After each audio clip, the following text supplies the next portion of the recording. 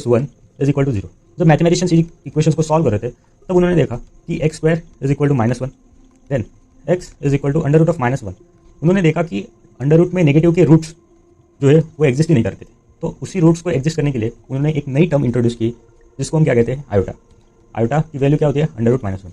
आगे का जितना पार्ट है वो कंप्लीटली इसी वैल्यू के ऊपर बेस्ड है और इसी के साथ हमको आगे खेलना है, ठीक है। इसके बाद हमने क्या पढ़ा, कॉम्प्लेक्स नंबर को कैसे रिप्रेजेंट करते हैं। जैसे जेड से रिप्रेजेंट करते हैं, उसमें रियल पार्ट होता है, इमेजनरी पार्ट होता है। रियल पार्ट को हम बोलते हैं ए, इमेजनरी पार्ट को हम बोलते हैं बी, ठीक है। ये बात होगी। उसके बाद हमने पढ़ा कि कॉम्प्लेक्स नंबर का कॉन्जुगेट होता है। कॉन्जुगेट मतलब ज़्यादा कुछ कॉम्प्लेक्स नहीं, कॉन्जुगेट मतलब सिर्फ इमेजनरी वाला जो पार्ट होता है उसकी बस साइन जो होती है वो चेंज हो जाती है, ये माइनस हो गया, is equal to I B. ये होगा कॉन्जुगेट कॉम्प्लेक्स नंबर का।